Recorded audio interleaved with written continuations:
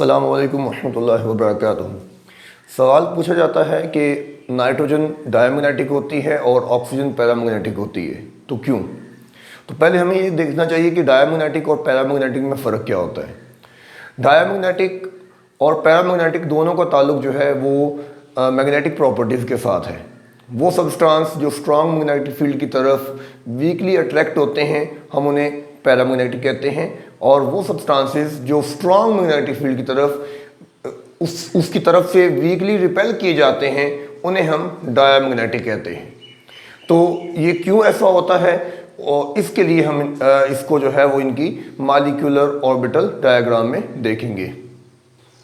अच्छा, हमारे सामने इन दोनों की मॉलिक्यूलर ऑर्बिटल डायग्राम मौजूद है और आप देख सकते हैं कि इलेक्ट्रॉन की फिलिंग जो है वो 1s और 2s में मुकम्मल की जा चुकी है दोनों तरफ, और 2p के अंदर जो है वो इलेक्ट्रॉन की फिलिंग करना बाकी है। तो हम करते हैं इलेक्ट्रॉन की फिलिंग। देखिए यहाँ 2p के अंदर 3 इलेक्ट्रॉन्स हैं, तो किस तरह से 1, 2 और 3, और यहाँ पे भी 1, 2 और 3, टोटल 3 और 3 6 इलेक्ट्रॉन हो जाते हैं। 6 इलेक्ट्रॉन कैसे डिस्ट्रीब्यूट करेंगे, तो ये हमारे पास π2py और π2pz, एक इलेक्ट्रॉन यहाँ पे एक यहाँ पे, क्योंकि ये सेम एनर्जी लेवल है तो इसलिए इनमें इलेक्ट्रॉन पहले 1 बाय 1 ऐड किया जाएगा। तो 2 इलेक्ट्रॉन आ गए, तीसरा और चौथा, पांचवा और छठा, तो 6 इलेक्ट्रॉन मुकम्मल हो गए। लिहाजा यहाँ पे मॉलिक्यूलर ऑर्बिटल डायग्राम मुकम्मल होती है फॉर नाइट्रोजन। अब अगर ऑक्सीजन की तरफ देखें, ऑक्सीजन की इलेक्ट्रॉन कन्फिग्रेशन हमारे सामने है, तो इसमें हम देख रहे हैं कि 1s और 2s में 2 इलेक्ट्रॉन्स हैं जो हमने फिल कर दिए हैं, और 2p में आप देखेंगे तो टोटल 4 इलेक्ट्रॉन है। तो हम ज़रा वो फिल करके देखते हैं, 1, 2, 3, 4, इस तरह से ऑक्सीजन एटम में, और 1, 2, 3, 4, इस तरह से ये भी ऑक्सीजन, दूसरे ऑक्सीजन एटम के अंदर 4 इलेक्ट्रॉन आ गए, तो टोटल 8 बनते हैं। तो इन 8 को अब कैसे शामिल करेंगे, नोट करें जी। 1, 2, ठीक है, सिग्मा 2px में 2 इलेक्ट्रॉन आ गए। अब आगे हैं π2py और π2pz, तो 2, 3, 4 सेम एनर्जी लेवल है, इलेक्ट्रॉन 1 बाय 1 शामिल किए जाएंगे। 5, 6, और उसके बाद जो है उससे ऊपर जो लेवल आपको नजर आ रहा है ये π*2py और π*2pz है। तो क्या करेंगे आप इसको, यहाँ पे भी इलेक्ट्रॉन 1 बाय 1 पहले शामिल किए जाएंगे। ज़रा दोबारा देख लें, 2, 2, 4, 2, 6 इलेक्ट्रॉन हम फिल कर चुके हैं, 2 इलेक्ट्रॉन शामिल करना बाकी हैं, तो 7 और 8, तो इस तरह से यहाँ पे 2 इलेक्ट्रॉन आ जाएंगे। नाउ डायमैग्नेटिज्म याद रखिएगा, डायमैग्नेटिक सब्सटेंसेस वो सब्सटेंसेस होते हैं जिनके पास पेयर्ड इलेक्ट्रॉन होते हैं, they don't contain unpaired electrons. अगर किसी स्पीशी के अंदर पेयर्ड इलेक्ट्रॉन मौजूद है तो वो डायमैग्नेटिक बिहेवियर शो करेगी। इनफैक्ट उसके ऑपोजिट पैरामैग्नेटिक बिहेवियर, इसमें अनपेयर्ड इलेक्ट्रॉन का होना ज़रूरी है। तो अगर एक भी अनपेयर्ड इलेक्ट्रॉन होगा तो एक्सपेक्ट किया जाएगा कि ये पैरामैग्नेटिक बिहेवियर शो करता है। तो इस तरह से इस चीज़ को हम जनरलाइज कर सकते हैं इन दोनों डायग्राम्स को देखते हुए। नोट करें, ये नाइट्रोजन है और नाइट्रोजन में कोई भी अनपेयर्ड इलेक्ट्रॉन नज़र नहीं आ रहा, तो इससे ये बात क्लियर हो जाती है कि नाइट्रोजन डायमैग्नेटिक बिहेवियर रखती है।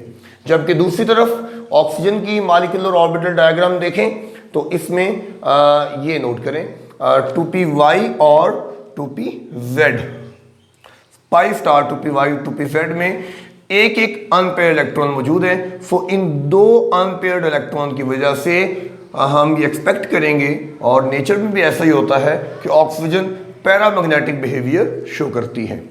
तो ये क्वेश्चन था जिसको हमने हल कर लिया। अब जरा दूसरा क्वेश्चन है similarities between VBT and MOT. आमतौर पर इनके दरमियान डिसिमिलैरिटीज डिस्कस की जाती हैं और वो तकरीबन हर टेक्स्ट बुक के अंदर मौजूद हैं। लेकिन सिमिलैरिटीज़ क्या हैं, तो जो सिमिलैरिटीज़ हैं वो चाहे कम हैं, लेकिन ज़रूर इन दोनों के दरमियान कुछ सिमिलैरिटीज़ हैं। उनमें चंद एक का मैं यहाँ पे जिक्र करता हूँ। तो पहली सिमिलैरिटी ये है कि वीबीटी और एमओटी दोनों की दोनों जो हैं वो कोवलेंट बॉन्ड की फॉर्मेशन को एक्सप्लेन करती हैं। कोवलेंट बॉन्ड फॉर्मेशन कैसे होता है, कोवलेंट बॉन्ड फॉर्मेशन क्या चीज़ है, कोवलेंट बॉन्ड कैसे बनता है, ये दोनों थ्योरीज का मेन पॉइंट है। दोनों थ्योरीज इसको एक्सप्लेन करने की कोशिश करती हैं, और कैसे एक्सप्लेन करने की कोशिश करती हैं वो भी बात में सिमिलर है कि दोनों थ्योरीज जो हैं वो ओवरलैप की बात करती हैं, ओवरलैप ऑफ एटॉमिक ऑर्बिटल्स।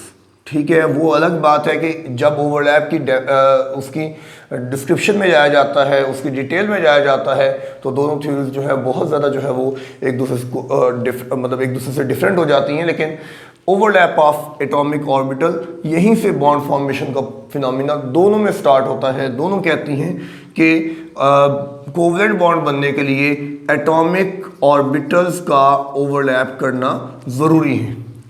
फिर नंबर 3, दोनों थ्योरीज के अंदर जो अट्रैक्शन का कॉन्सेप्ट है, अट्रैक्शन का कॉन्सेप्ट है कि जो दोनों न्यूक्लियाई हैं वो कैसे बॉन्ड फॉर्मेशन में अट्रैक्टिव फोर्सेस जो है वो बनाएंगे।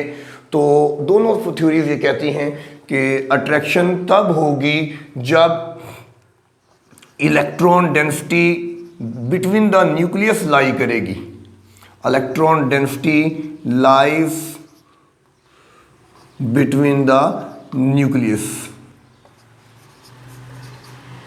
दोनों न्यूक्लियस के दरमियान में जिस वक्त इलेक्ट्रॉन डेंसिटी लाई कर रही होगी, तो उस वक्त बॉन्ड फॉर्म अट्रैक्टिव फोर्सेस जो हैं वो बनेंगी, जो कि मतलब बॉन्ड फॉर्मेशन का नतीजा हो सकती हैं।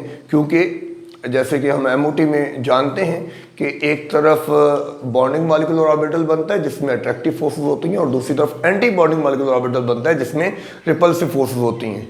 तो पॉसिबल है कि दोनों जो है वो इक्वलाइज कर जाए या रिपल्शन जो है वो डोमिनेट कर जाए, तो उस सूरत में बॉन्ड फॉर्मेशन नहीं होगी। लेकिन अट्रैक्शन जो है वो इसी वजह से होती है। ठीक है, अट्रैक्शन तभी होगी जब इलेक्ट्रॉन डेंसिटी दोनों न्यूक्लियस के दरमियान में जो है वो लाई करेगी।